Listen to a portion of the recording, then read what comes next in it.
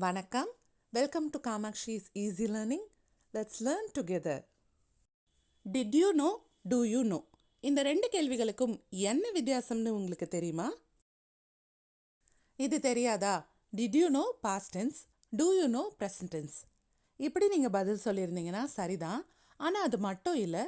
Did you நோவை எந்தெந்த சூழ்நிலைகளில் பயன்படுத்தலாம், டூ யூ நோவை எந்தெந்த சூழ்நிலைகளில் பயன்படுத்தலாம்னு ஒரு சில வித்தியாசங்களும் இருக்குது. அதெல்லாம் என்னென்ன இன்னைக்கு வீடியோவில் பார்க்கலாம். Without further ado, let's get started. First things first. Did you know, do you no?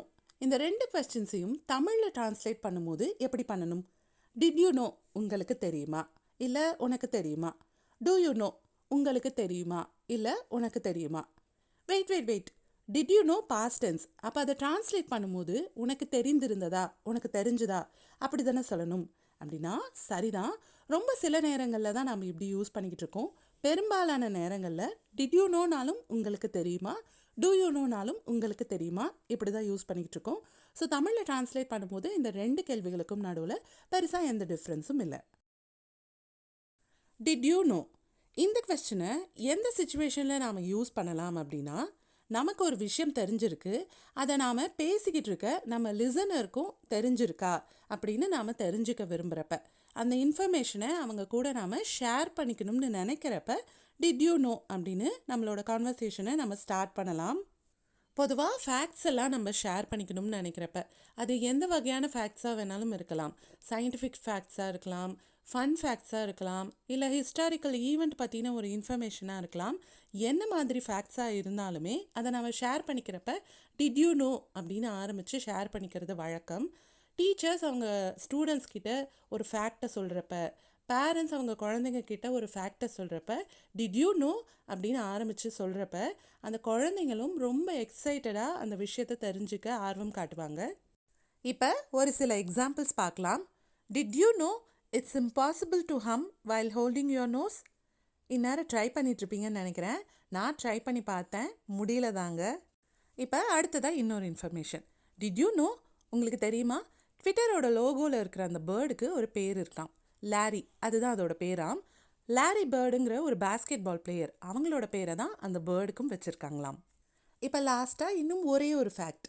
Did you know that the longest place name in the world is 85 letters long? ஆமாங்க, இப்படி ஒரு பிளேஸ் இருக்குது. அது என்ன பிளேஸ், எங்கே இருக்குது, அந்த name எப்படி ப்ரொனவுன்ஸ் பண்ணணும்லாம் கண்டிப்பாக மறக்காமல் நெட்டில் சர்ச் பண்ணி பாருங்கள். இப்போ டிட் யூ நோ அப்படின்னு ஒரு ஃபேக்டை ஒருத்தவங்க உங்கள் கூட ஷேர் பண்ணிக்கிறாங்க. அப்போ அதுக்கு பதிலாக இங்கிலீஷில் நீங்கள் எப்படி சொல்லலாம் அப்படின்னு பார்க்கலாம். இதுக்கு முன்னாடி அந்த ஃபேக்டை நீங்கள் கேள்விப்பட்டதே இல்லை, அவங்க சொல்கிறப்ப தான் உங்களுக்கு அது தெரிய வருதுங்கிறப்ப, no I didn't, that's really interesting, thanks for sharing அப்படின்னு சொல்லலாம். இங்கே no I did not know தட்னு ஃபுல்லாக சொல்கிறத விட நோ ஐ டிடன்ட் அப்படின்னு ஷார்ட்டாக சொல்கிறப்ப அது கேட்குறதுக்கு இன்னுமே ஸ்டைலாக அழகாக இருக்கும். சரி, இப்போ அந்த ஃபேக்ட் உங்களுக்கு ஆல்ரெடி தெரியும், அப்போ எப்படி பதில் சொல்லலாம் அப்படின்னா, yes I did know that, it's amazing isn't it அப்படின்னு சொல்லலாம். இங்கே ஐ நியூ தட் அப்படின்னு சொல்கிறப்ப அது ரொம்பவே சாதாரணமாக இருக்கும். அதையே நீங்கள் ஆமாம் எனக்கு தெரியும் அப்படின்னு கொஞ்சம் அழுத்தம் கொடுத்து சொல்லணும்னு நினச்சிங்கன்னா இந்த மாதிரி ஐ டிட் நோ தட் அப்படின்னு சொல்லலாம்.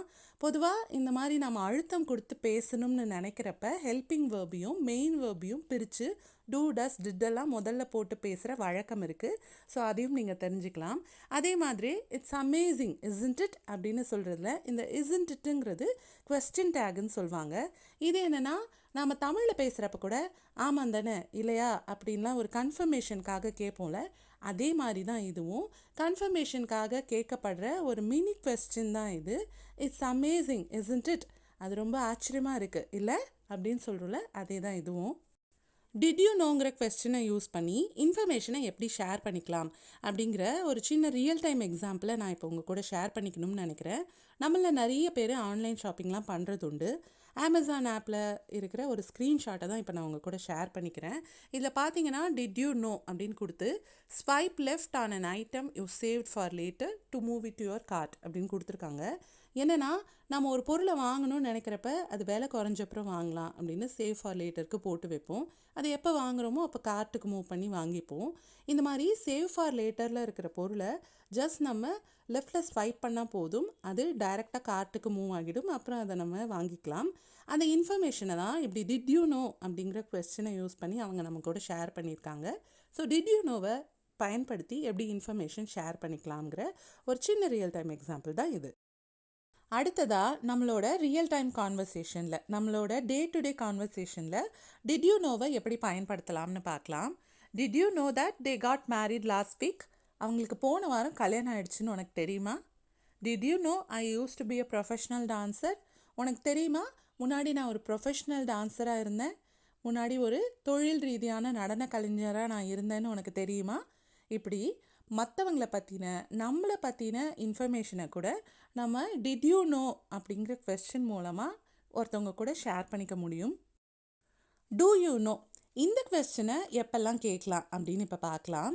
நமக்கு ஒரு விஷயம் தெரியல, நமக்கு ஒன்றை பற்றின தகவல் தேவைப்படுது, அதை எதிர்க்க நாம் பேசிக்கிட்டு இருக்க லிசனர்கிட்ட இருந்து கேட்டு தெரிஞ்சுக்க நினைக்கிறோம்.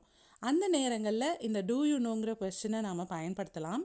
அது மட்டும் இல்லாமல் நம்ம லிசனரை பற்றி தெரிஞ்சுக்கணும்னு நினைக்கிறப்பவும், அவங்களுக்கு ஒரு விஷயத்தில் எந்த அளவுக்கு நாலேஜ் இருக்குது, எந்த அளவுக்கு அவங்களுக்கு அவேர்னஸ் இருக்குன்னு அவங்கள பற்றி நாம் தெரிஞ்சுக்கணும், கன்ஃபார்ம் பண்ணிக்கணும்னு நினைக்கிறப்பவும் இந்த டூ யூ நோங்கிற கேள்வியை நாம் கேட்கலாம். இதுக்கான எக்ஸாம்பிள்ஸ் இப்போ பார்க்கலாம். Do you know where the post office is? தபால் நிலையம் எங்கே இருக்குன்னு உங்களுக்கு தெரியுங்களா? Do you know his wife's name? அவன் மனைவியோட பேர் உனக்கு தெரியுமா? Do you know French? French உங்களுக்கு தெரியுமா? Do you know how to play chess? Chess எப்படி விளையாடணும்னு உங்களுக்கு தெரியுங்களா? இப்போ இந்த கேள்விகள் எல்லாம் பார்த்தீங்கன்னா, முதல் 2 கேள்விகளில் நமக்கு ஒரு தகவல் தேவைப்படுது, அது நமக்கு தெரியாது, அது தெரிஞ்சுக்க தான் நாம் இந்த கொஸ்டினையே கேட்குறோம். அடுத்த 2 கேள்விகளை பார்த்தீங்கன்னா, அதில் பெருசாக நமக்கு தகவல்னெலாம் எதுவும் தேவைப்படலை, ஆனாலும் கூட நம்ம லிசனரை பற்றின விஷயங்களை நாம் தெரிஞ்சுக்கிறதுக்கு, கன்ஃபார்ம் பண்ணிக்கிறதுக்கு கேட்கப்படுற கேள்விகள் தான் இது. ஸோ இப்படி தான் டூ யூ நோங்கிறத நம்ம ரியல் டைமில் யூஸ் பண்ணுறோம்.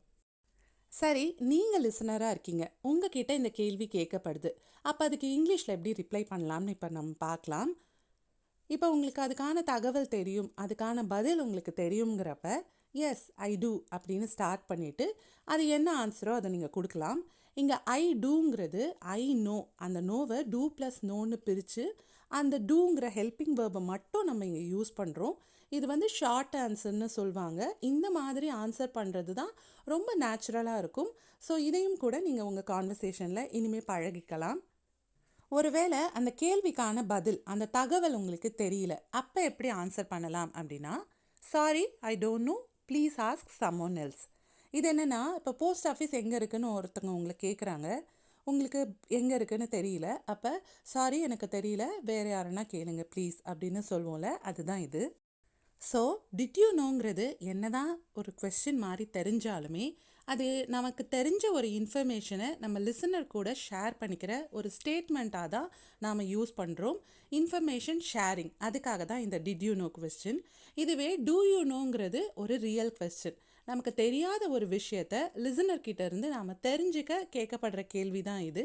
ஸோ இன்ஃபர்மேஷன் சீக்கிங், அதுக்காக பயன்படுத்துகிற கொஸ்டின் தான் இந்த டூ யூ நோ. இப்போ உங்கள் அண்டர்ஸ்டாண்டிங்கை செக் பண்ணுறதுக்காக ஒரு சின்ன குவிஸ். மொத்தமாக 5 கேள்விகள் கொடுத்துருக்கேன். இதில் எங்கெல்லாம் டிட் யூ நோ வரணும், எங்கெல்லாம் டூ யூ நோ வரணும். வீடியோவை பாஸ் பண்ணிவிட்டு ஆன்சர் பண்ணுங்கள். எவ்வளோ ஸ்கோர் பண்ணியிருக்கீங்கன்னு எனக்கு காமெண்ட் செக்ஷனில் கண்டிப்பாக தெரியப்படுத்துங்க. I'll be happy to read all your comments. So உங்கள் கருத்துக்களோட ஸ்கோரையும் எனக்கு மறக்காமல் தெரியப்படுத்துங்க. By the way, did you know our channel has been renamed as Kamakshi's easy learning. பேருக்கு ஏற்ற மாதிரியே லேர்னிங் ரிலேட்டடாக இன்னும் நிறைய வீடியோஸ்லாமும் நம்ம சேனலில் வரப்போகுது. மிஸ் பண்ணாமல் அதெல்லாமும் பாருங்கள். And if you haven't subscribe to my channel yet, please consider subscribing. Do you know how to subscribe? I hope you do. So subscribe பண்ணிவிட்டு பக்கத்தில் இருக்க பெல் பட்டனையும் கிளிக் பண்ணிவிட்டு மறக்காமல் ஆளுங்கிற ஆப்ஷனையும் கிளிக் பண்ணிவிடுங்க.